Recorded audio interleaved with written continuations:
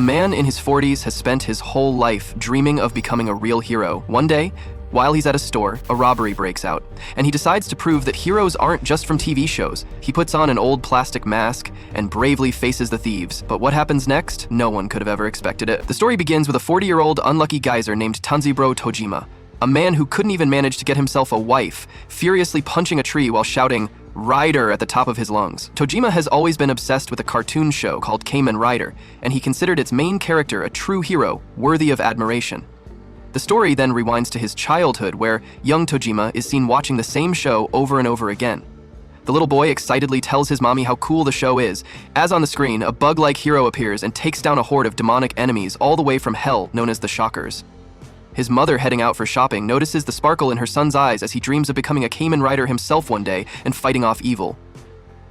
Tojima even spends hours practicing the signature stance of the hero. 23 years later, Tojima is nearly done with college when a girl suddenly grabs his hand and drags him into a back alley, nervously confessing her love and asking him out. Shocked and overwhelmed, Tojima instantly says yes. But before he can process what's happening, the girl apologizes, as if rejecting him right after. The entire college bursts into laughter as it's revealed that the girl Emily is actually Katagawa's girlfriend, and the whole confession was a prank because she had lost a bet. Tojima, quietly humiliated, doesn't argue and simply walks away, while Emily begins to feel a pang of guilt for what she did. Later, Tojima wanders to the riverside, lost in the memories of his childhood, remembering how he used to watch the other kids play rock, paper, scissors to decide who would act as Cayman Rider. Yet he never joined them because, even back then, he didn't want to just play pretend. He wanted to become a real rider. Just then, Emily comes running toward him, snapping Tojima out of his thoughts. She apologizes for what happened earlier and sits beside him quietly, watching the sunset together. She admits that most of the guys in their college are total thugs, but he seems like a genuinely decent person. She asks if he doesn't have any friends and mentions that people have been talking about him shouting by the river earlier. Her eyes light up as she says she finds him strangely mysterious. Before Tojima can reply, a fat thug from another group strolls up with his two lackeyes, asking Emily if she's broken up with Katagawa. He sneers and asks if Tojima is her new boyfriend before telling her to ditch him and go out with him instead. When Emily refuses, the guy grabs her by the arm, but Tojima quickly steps in, grabs his hand, and tells him to let her go.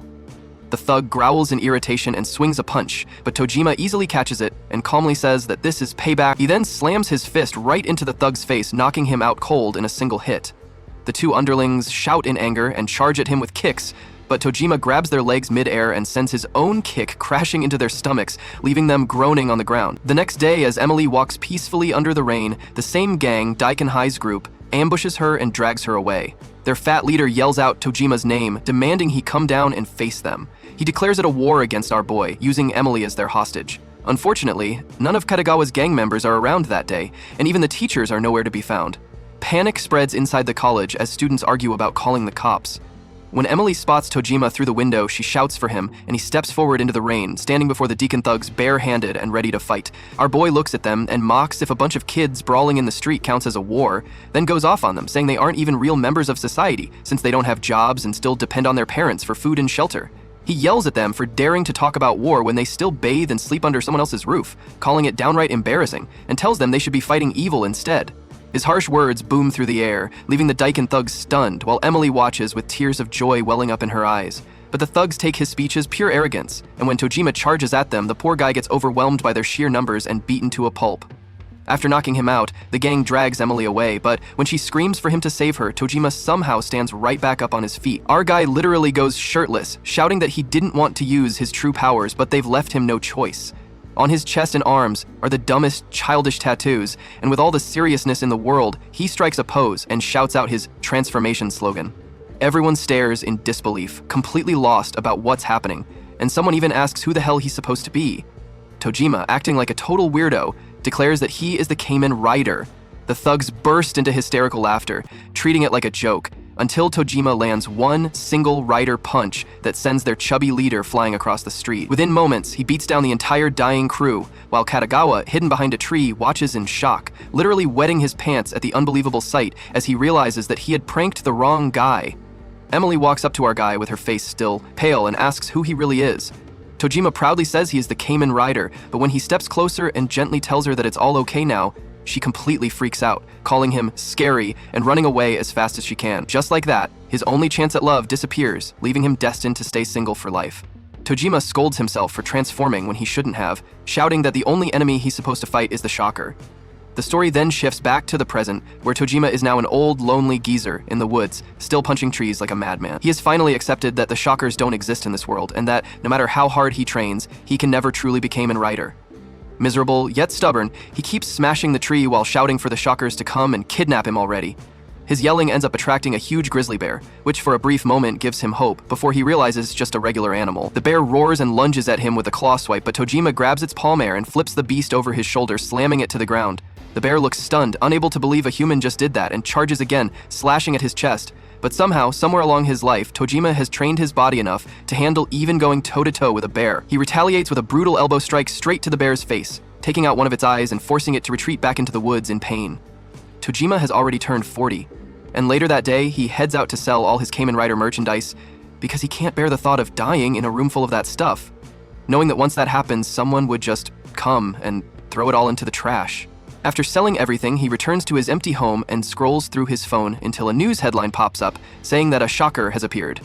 His eyes widen as he checks it nervously, but it turns out that it's just a bunch of thieves playing pretended shockers while robbing shops.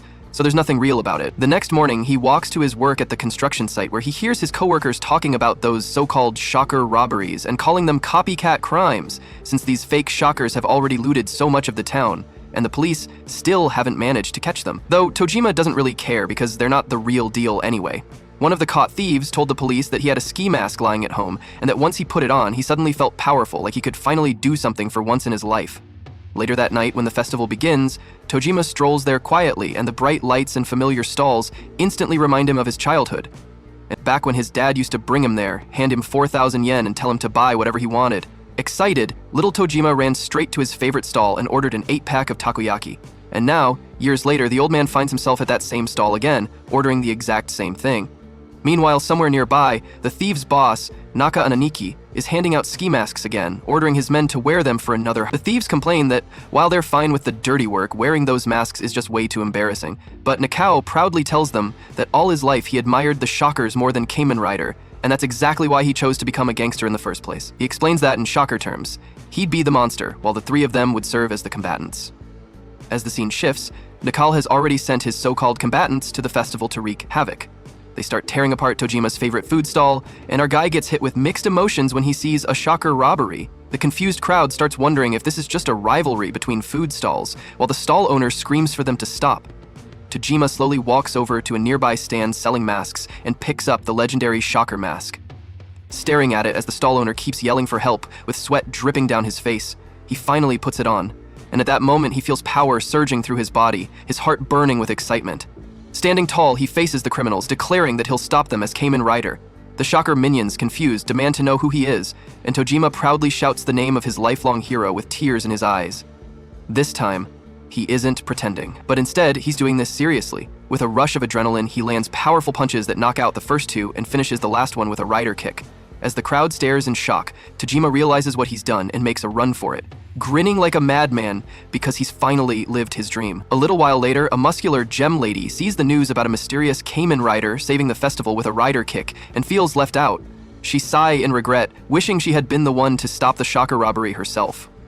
The next day, the same gem woman, now revealed to be Yuro, is teaching English literature at a school. One of her students, Asano, cannot take his eyes off her, completely mesmerized by her beauty. The poor guy keeps staring until Yuro catches him and tells him to continue reading from where they left off. Flustered, he starts reading, but awkwardly slips in a half-baked love confession, earning himself laughter from the whole class. Later that day, after school, the boy lies in bed hugging his blanket, daydreaming about what his teacher might be doing right now. In his head, she's doing elegant things like playing the piano, admiring art, or sipping tea at a quiet park, but reality could not be further from that. As Eureka is in the gym, dressed in a ridiculously looking, childish workout outfit, bench pressing heavy weights without a hand of grace. As she trains, her mind drifts to the past when she came home crying to her father about being bullied. When he asked why she did nothing, she told him that her bullies were boys and she stood no chance. Her father did not scold her, but instead turned on the TV and played an old Cayman Rider episode. She rolled her eyes, calling it some old-timer show, but kept watching anyway because her father asked her to. In that part, a lady named Yuro Masaki joins the Cayman Rider to fight alongside him. The Cayman Rider tells her that she is a girl, but Yuro transforms into her bug suit and confidently argues that she is the electrowave human tackle. Meanwhile, in the real world, the little girl's father explains that this woman was actually the first female warrior in Cayman Rider. Her strong stance and amazing moves instantly drag the little girl's attention as she tries to copy her Electro Waves throw attack. She, however, makes a small mistake in the slogan, which her daddy points out and corrects her with a smile. Later, when her dad goes out, the little girl keeps practicing her Electro Wave throw, but ends up knocking down a bunch of CDs. There she finds one labeled Stronger, episode 30, and realizes she has not seen it yet. She quickly plugs it in and finds out that its name is Goodbye, and that it would be the last episode for Tackle. In that episode, Tackle uses a move called Ultra Cyclone and gives her life to save others, and she is no longer going to appear. This scene traumatizes the little girl so much that she cannot stop crying and feels like she is drowning in sadness and disbelief. When Yuro's dad comes back home, he finds his daughter lying in a miserable state, with saliva dripping from her mouth. He quickly picks her up in panic and takes care of her fever the whole night. When it finally gets a little better, the little girl weakly looks at her dad and asks why Tackle had to die and why Stronger didn't save her. Her father explains that the Ultra Clone attack Tackle used was a finishing move, where she gave up her own life to defeat a powerful enemy. He tells her that Tackle didn't have any other choice because the villain was far too strong. The little girl feels relieved hearing that Tackle sacrificed herself to save Stronger, and her dad proudly admits that she was without a doubt the greatest heroine ever, which is exactly why he named his daughter Yuro after her.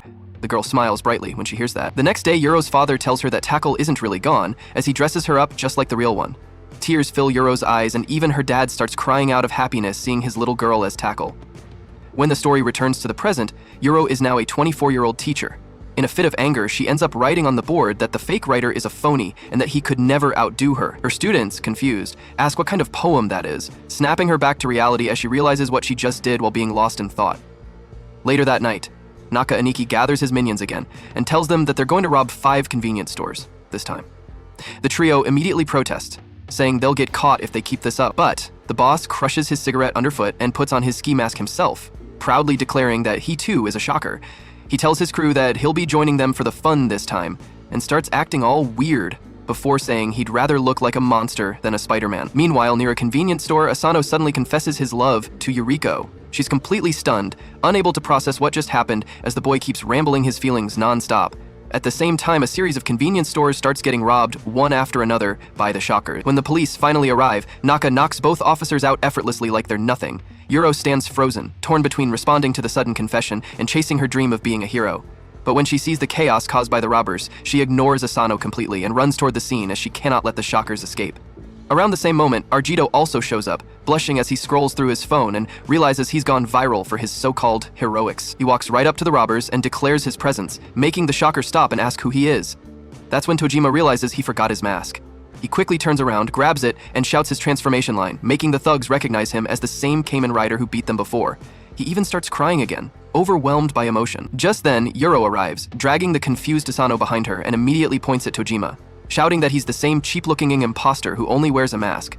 Asano tries to snap her out of it, but Yuro is too worked up, determined not to let this fake Cayman Rider steal her moment of glory again. Right when our boy is about to unleash his Rider punch, the lady suddenly transforms.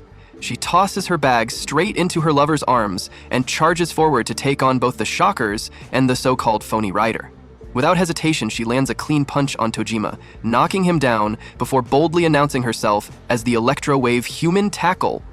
The shockers, unimpressed by her declaration, laugh and see only a fragile woman in front of them.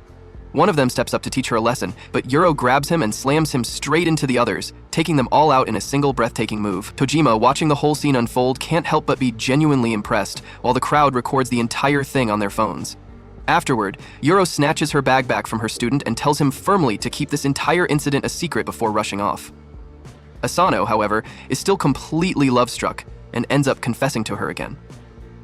Meanwhile, the defeated shockers stagger back to their feet, and their boss, Nakawa Aniki, removes his mask, slipping on his glasses as he glares at Tojima, warning him that this isn't over before disappearing, just before the police arrive.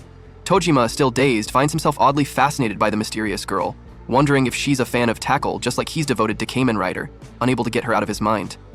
The next day at school, Eureka was lost in excitement as she spots herself featured in the news and accidentally blurts out loud in the library, drawing the attention of nearby teachers. She quickly apologizes, trying to hide her flushed face.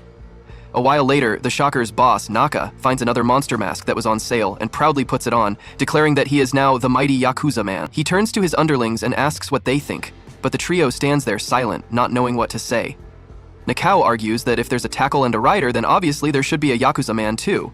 Fired up with his own idea, he tells them they are officially back in business, and that there will be more shocker robberies tonight. The guys look reluctant at first, but end up giving in to their boss's excitement and follow along. Later that night, a streamer decides to blow a hand 1,000 yen on store snacks, claiming he will eat them all in one sitting.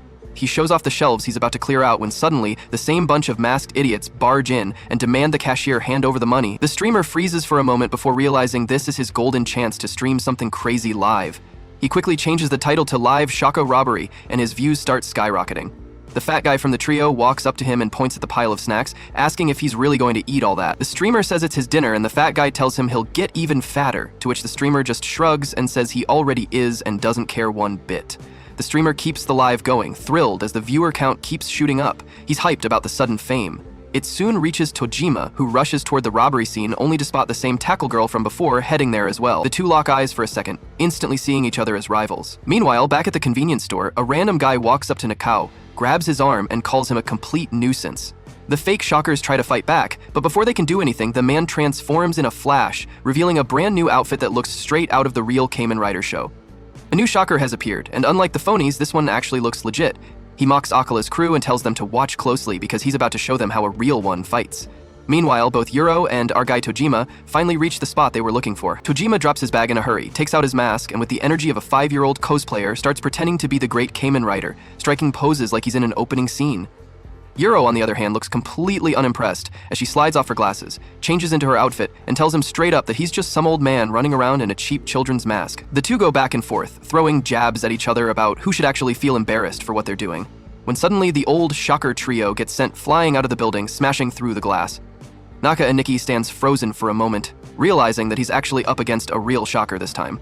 Slowly, he steps closer and asks the guy if he's truly the real deal. The new shocker admits it with pride, and Aniki, completely overwhelmed, drops to his knees and starts talking about how he's been obsessed with shocker ever since he was a kid, and how meeting a real one feels like a dream come true. But before he can even finish fangirling, the new shocker suddenly punches him right from below, sending him flying up and getting him stuck in the roof. As Aniki's body drops back to the floor, Tojima's face twists in disbelief, and his eyes start watering as he cries out, realizing that he's actually standing in front of a real-life shocker. He walks toward the shocker like he's about to hug him, but just before getting close, he strikes his pose and unleashes his mighty rider punch, blasting the shocker backward. The shocker, though shaken, survives the hit and quickly retaliates with a counter punch that sends our guy crashing to the floor. Tojima keeps crying as the mask activates its neural connections, and he shoots back to his feet. But before he can attack again, Tackle punches him aside and claims that it's her turn now. Yuro-sano snaps that she's nothing like the fake rider and proudly calls herself the second Tackle before launching a powerful kick at the shocker. She slams him down with her shockwave toss, and right then, Tojima leaps high and lands his rider kick to finish the fight. Tackle complains that old geysers like him shouldn't get in her way since it's too dangerous. And just as she says that, the lights suddenly go out. A new guy steps out, surrounded by a reddish aura, and calls the fallen shocker a combat man, sounding disgusted that mere humans were able to defeat him. Without warning, he throws something over the fallen shocker, and the poor guy starts burning up, frying like chicken. The man's mouth then opens unnaturally wide, revealing sharp vampiric fangs, making it clear that he isn't human.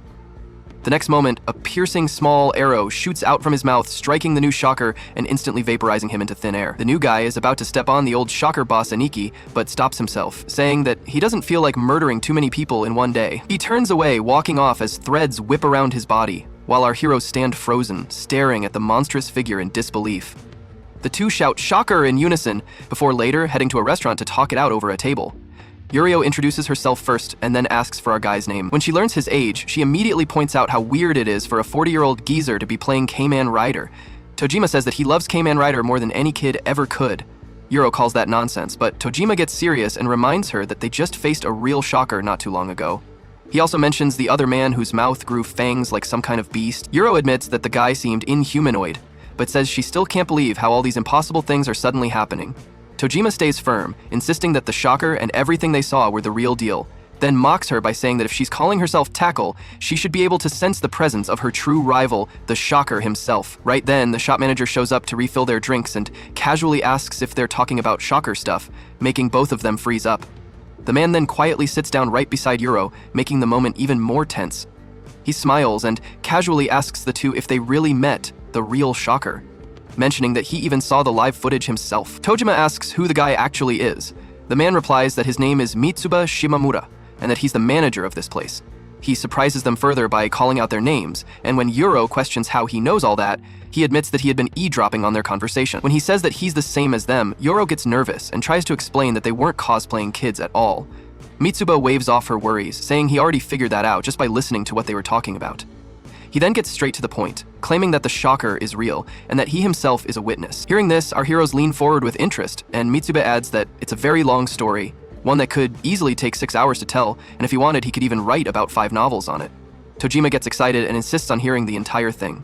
But Yuro doesn't seem thrilled about it and says she would rather head home.